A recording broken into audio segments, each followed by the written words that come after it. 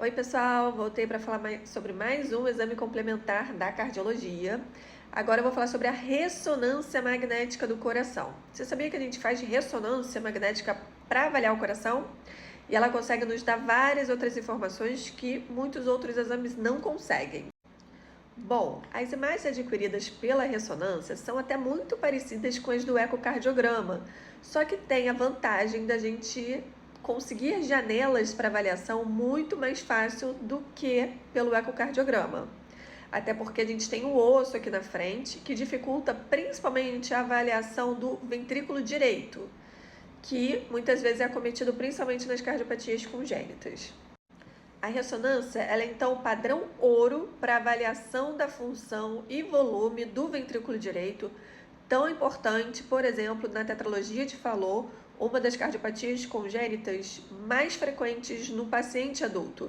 Então, eu utilizo muito desse exame no meu consultório para avaliação desses pacientes, em quando que vai ser o momento da gente ter que fazer uma nova cirurgia, de trocar a válvula pulmonar deles. Esse exame é extremamente necessário para esse grupo de pacientes. E a gente usa muito a ressonância também para avaliação do músculo do coração. Através do contraste, a gente pode ver se o paciente tem áreas de fibrose, de inflamação do miocárdio, podendo a gente pensar que o paciente já teve um infarto prévio ou que ele tem, por exemplo, uma miocardite ou alguma doença infiltrativa do coração, como amiloidose, entre outras doenças que podem acometer o músculo do coração. E que muitas vezes no ecocardiograma a gente não vai ter essa certeza. O ecocardiograma até pode dar algumas alterações que vão sugerir, mas a ressonância ela é mais sensível e específica, principalmente para a gente fazer o diagnóstico diferencial entre essas doenças. Assim como o ecocardiograma, a ressonância ela também consegue avaliar o fluxo do sangue ali pelas válvulas, pelo fluxo do sangue, o fluxo do sangue também ali na artéria pulmonar. A gente pode fazer uma angiorressonância para avaliação tanto da aorta quanto da artéria pulmonar. Mas lembrando que, pelo menos aqui no Brasil, a experiência maior para avaliação tanto de aorta quanto de artéria pulmonar é com a angiotomografia. Então, a ressonância ela até pode dar uma boa ideia da avaliação dessas estruturas, mas em caso de alguma alteração, a gente acaba indo para a angiotomografia para a gente ter um exame mais detalhado. A ressonância é um exame sem radiação, então tem essa grande vantagem de não ter a radiação. O contraste que a gente usa na ressonância também não é o mesmo contraste que a gente usa nas tomografias, então não é o iodo e ele não causa dano nos rins.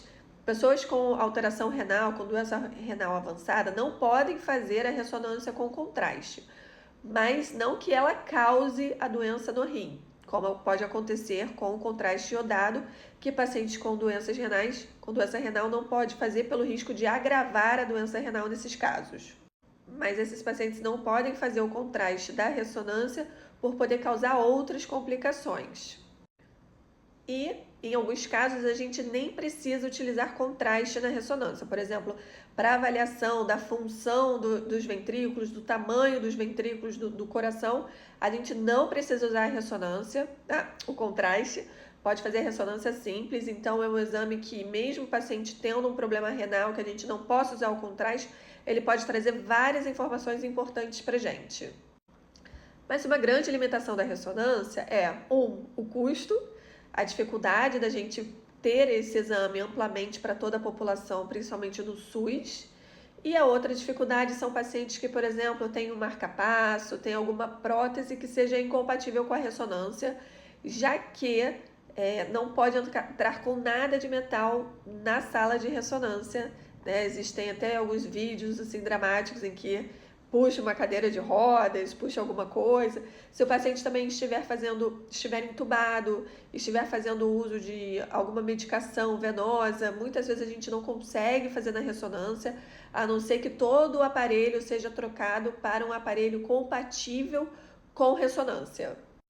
E no caso do marca-passo, como eu disse, tem essa limitação, mas hoje em dia a gente já tem marca-passos que são compatíveis com a ressonância.